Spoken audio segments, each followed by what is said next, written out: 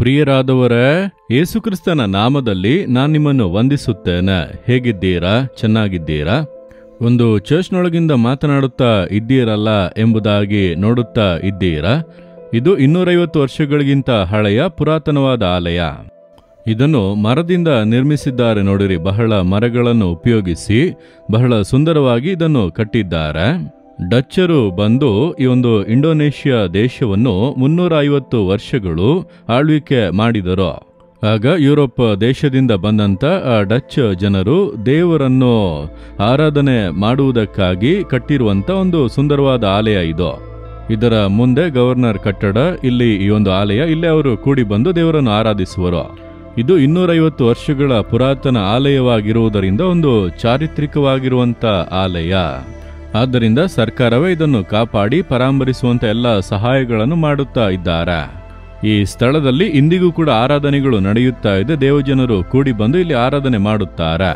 ಮರದಿಂದ ಎಲ್ಲವನ್ನು ಕೂಡ ಮಾಡಿ ಇಟ್ಟಿದ್ದಾರೆ. ನೋಡುವುದಕ್ಕೆ ಬಹಳ ರಮ್ಯವಾಗಿ, ಬಹಳ ಸುಂದರವಾಗಿ ಇದೆ.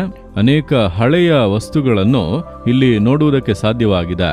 ಸರಿ, ಈ ದಿನದಲ್ಲಿ ದೇವರು ನನಗೆ ಯಾವ ವಾಕ್ಯವನ್ನು ಹೇಳುತ್ತಾರೆ ಎಂದು ನೋಡುತ್ತೀರಾ? 1 ಪೇತ್ರ 5ನೇ ಅಧ್ಯಾಯ 10ನೇ ವಾಕ್ಯದಲ್ಲಿ, ನೀವು ಸ್ವಲ್ಪ ಕಾಲ ಬಾಧೆಪಟ್ಟ ಮೇಲೆ ನಿಮ್ಮನ್ನು ಯೋಗ್ಯ ಸ್ಥಿತಿಗೆ ತಂದು ನೆಲೆಗೊಳಿಸಿ ಬಲಪಡಿಸುವನು. ಕಷ್ಟಪಡುತ್ತಾ ಇದ್ದೀರಾ? ಉಪದ್ರವಗಳು ಬಂದಿದೆಯಾ? ಮನೆಯಲ್ಲಿ, ಕೆಲಸ ಮಾಡುವ ಸ್ಥಳದಲ್ಲಿ, ಸೇವೆ ಮಾಡುವಲ್ಲಿ, ನೀವು ವಾಸಿಸುವಂತಹ ಸ್ಥಳದಲ್ಲಿ ಬರೀ ಕಷ್ಟಗಳೇ, ಸಮಸ್ಯೆಗಳೇ ಆಗಿದೆ ಎಂಬುದಾಗಿ ಸೋತು ಹೋಗಬಾರದು. ಸ್ವಲ್ಪ ದಿನಗಳು ಮಾತ್ರ ಆ ಕಷ್ಟಗಳು. ನಂಬಿಕೆಯಿಂದ ಹೇಳಿರಿ, ಸ್ವಲ್ಪ ಕಾಲ ಮಾತ್ರ ಈ ಕಷ್ಟಗಳೆಲ್ಲ ದಾಟಿ ಹೋಗುತ್ತವೆ. ದೇವರು ಯಾವಾಗಲೂ ನಿಮ್ಮನ್ನು ಕಷ್ಟಗಳೊಳಗೆ ಅನುಮತಿಸುವುದಿಲ್ಲ. ಯಾಕೆ ಈ ಸ್ವಲ್ಪ ಕಾಲದ ಕಷ್ಟಗಳನ್ನು ಆತನು ಅನುಮತಿಸಿದ್ದಾನೆ ಅಂದರೆ, ನಮ್ಮನ್ನು ಸರಿಪಡಿಸಿ ಯೋಗ್ಯ ಸ್ಥಿತಿಗೆ ತಂದು ನೆಲೆಗೊಳಿಸಿ ಬಲಪಡಿಸುವುದಕ್ಕಾಗಿ. ಈ ಕಷ್ಟಗಳು ಇದೆ ಅಲ್ಲ, ಅದೇ ನಮ್ಮನ್ನು ಕ್ರಮಪಡಿಸುತ್ತದೆ. ನಮ್ಮ ತಪ್ಪುಗಳನ್ನೆಲ್ಲ ಅರಿವಿಗೆ ತರುತ್ತದೆ. ಎಲ್ಲಿ ತಪ್ಪು ಮಾಡಿದೆ, ಎಲ್ಲಿ ಮಿಸ್ಟೇಕ್ ಮಾಡಿದೆ, ಎಲ್ಲಿ ನಾನು ಪಾಪ ಮಾಡಿದೆ, ಅದನ್ನು ಅರಿತು ಮನ ತಿರುಗುವಂತೆ ಮಾಡುವುದು ಈ ಕಷ್ಟಗಳು. ಅದನ್ನು ಸರಿಪಡಿಸಿಕೊಳ್ಳುವಂತೆ ಮಾಡುವುದು ಈ ಕಷ್ಟಗಳು. ಅಷ್ಟು ಮಾತ್ರವಲ್ಲ, ಬಲಪಡಿಸುತ್ತದೆ. ಕರ್ತನು ನಮ್ಮ ಸಂಗಡ ಇದ್ದಾನೆ.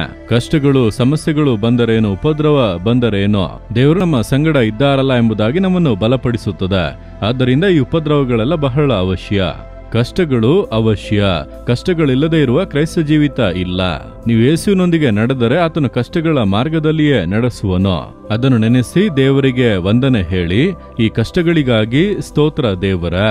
ಸ್ವಲ್ಪ ಕಾಲ ಮಾತ್ರ ನನಗೆ ಈ ಕಷ್ಟಗಳನ್ನು ಇಟ್ಟಿದ್ದೀರಿ. ನಾನು ಸೋತು ಹೋಗಬಾರದು. ಸಂತೋಷವಾಗಿ ಮಾರ್ಗದಲ್ಲಿ ನಡೆಯುವುದಕ್ಕೆ ನನಗೆ ಬಲ ಕೊಡಿರಿ. ನನ್ನನ್ನು ಕ್ರಮಪಡಿಸಿ ಯೋಗ್ಯ ಸ್ಥಿತಿಗೆ ತಂದು ಬಲಪಡಿಸಿ ನೆಲೆಗೊಳಿಸಿರಿ. ನಿಮ್ಮ ವಾಕ್ಯಾನುಸಾರವಾಗಿ ನನ್ನನ್ನು ಬಲಪಡಿಸಿ ಎಂದು ಕೇಳಿರಿ, ಹಾಗೆ ನಡೆಯುತ್ತದೆ. ಆದ್ದರಿಂದ ನೀವು ಯಾವಾಗಲೂ ಈ ಕಷ್ಟಗಳಲ್ಲಿಯೇ ಇರುವುದಿಲ್ಲ.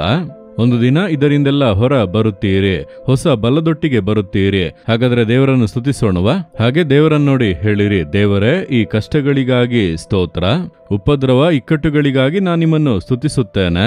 ನನ್ನನ್ನು ಕ್ರಮಪಡಿಸಿ ಯೋಗ್ಯ ಸ್ಥಿತಿಗೆ ತಂದು ನೆಲೆಗೊಳಿಸಿ ಬಲಪಡಿಸುವುದಕ್ಕಾಗಿ, ಈ ಸ್ವಲ್ಪ ಕಾಲದ ಕಷ್ಟಗಳಲ್ಲಿ ನಡೆಸುವಂತ ಪ್ರೀತಿಗಾಗಿ ಸ್ತೋತ್ರ ಸ್ತೋತ್ರ. ಯೇಸುವಿನ ನಾಮದಲ್ಲಿ ಆಮೇನ್, ಆಮೇನ್.